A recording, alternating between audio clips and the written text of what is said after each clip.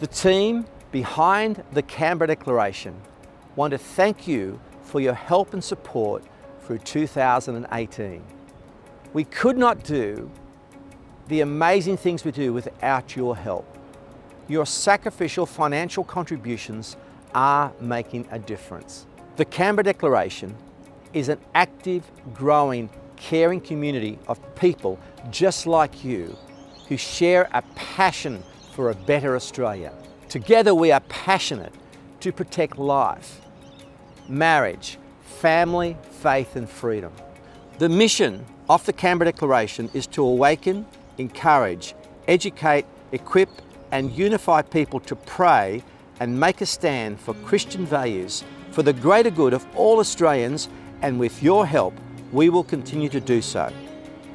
Sadly, we saw several losses this year.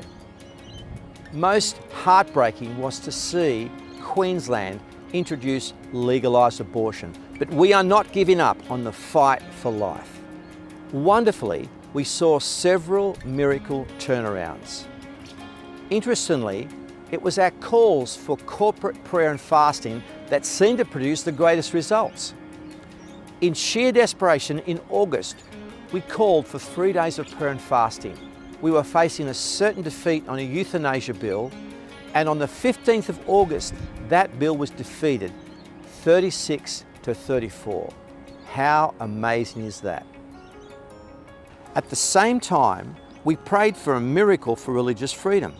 Totally unexpectedly, a new Christian Prime Minister, Scott Morrison, was suddenly elected, who is profoundly committed to religious freedom. How utterly extraordinary was that? In October, the Canberra Declaration supported a combined church call for a month of prayer and fasting for an awakening to Christ and for marriage and family. The awakening event in Melbourne was an outstanding success. We also prayed for an end to the drought. And the last 3 months have seen almost double the rainfall of the previous 3 months. Let's continue to pray. Again, in collaboration with others, we called for prayer 3 times a day, just like Daniel, from the 1st of December through to the 21st of December.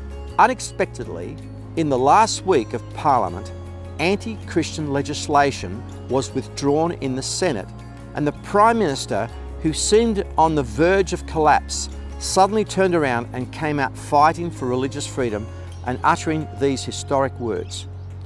Australia is a secular democracy, but that does not mean we are a godless people. All we can say is to God be the glory. Let's continue the fight. We encourage you to send your letter or your card or both to the Prime Minister. He needs your encouragement at this time. And remember, the letters will still arrive in due time.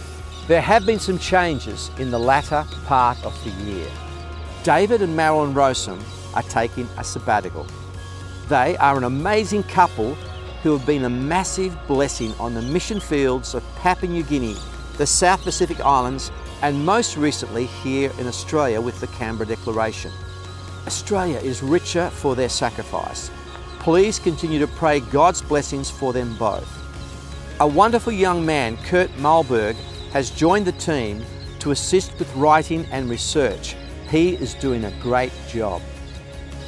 So on behalf of Kurt, Natalie, Jean, Wayne, Andrew, David, Marilyn, Alice and myself, and our amazing team of volunteers and helpers and our board members, we want to say a big, big thank you. We wish you and your family a happy and blessed Christmas in Jesus' name and a prosperous new year.